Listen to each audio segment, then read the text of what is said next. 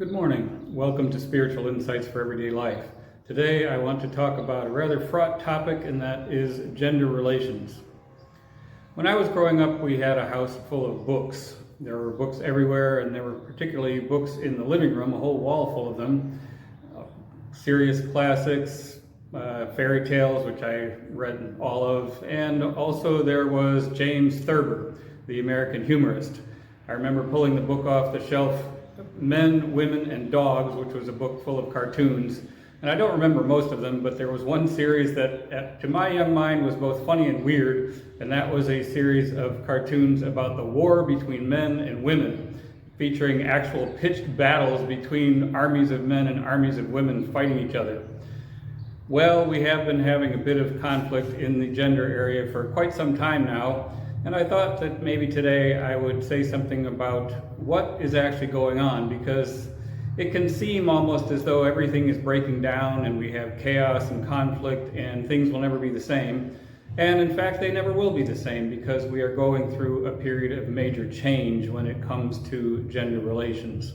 For thousands of years, we've been in the situation described in Genesis 2 and Genesis 3, where women were either helpers for men or they were subservient to men. And that's just been the accepted order of things for thousands of years now. And today, that's changing. We're moving toward a new order, a new type of relationship between men and women that is going to be one of equality. Not one of sameness. Men and women are different. They always have been. They always will be. But the relative contributions of men and women, different but equal, are now being given their due equality, which I believe is what they were created to be in the first place in Genesis 1. If you read the creation of man and woman at the beginning, they were created together to rule the heaven and the earth, or not to rule the heaven and the earth, to rule over the fish of the sea, the birds of the air. The main thing is that they were not assigned higher or lower positions. They were created together, both in the image of God, and they were both together given the role really of gardeners or caretakers for the world of nature. However, things quickly devolved into a situation of inequality, and that's where they've been ever since. And now we're moving into a new era, and I believe we're moving into the original relationship that God intended for there to be between man and woman, which is one in which they were different. Of course they're different. Why would God create two sexes if they were going to be exactly the same? Each one has its own character, and each one has its own contributions, and neither one is more important than the other. Emanuel Swedenborg, who was the great theologian of our belief system, had a vision or an encounter with a couple from the earliest times that are represented by that Genesis 1 period. And he described a conversation that he had with them where the husband used the metaphor of the heart and the lungs, saying the husband and wife were together, saying that he is the lungs and he is her lungs and she is his heart.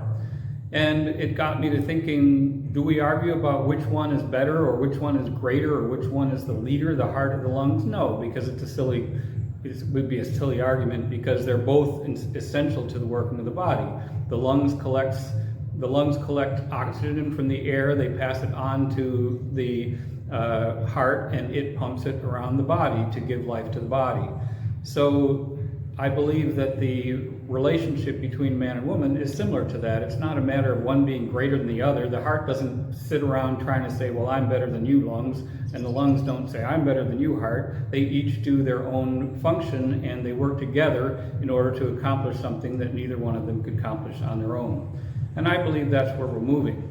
Unfortunately, right now we're in the transition period between the old order and the new order, and this means that there's a lot of chaos and conflict going on, because old things don't die easily, old patterns don't die easily. But this is not the end of the world, as some people think. It really is the change and the chaos between the old order and the new, and I believe that the new one is going to be better than the old one.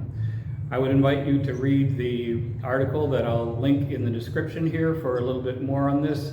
But the general message I want to offer today is that despite all the conflict between men and women about gender issues, I believe we're in a period of change that's leading to something better.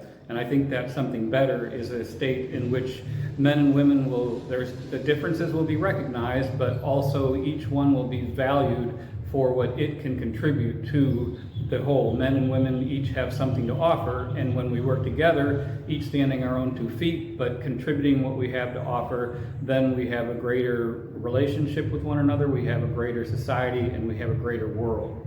So I hope you've enjoyed this, and I wish you Godspeed on your spiritual journey.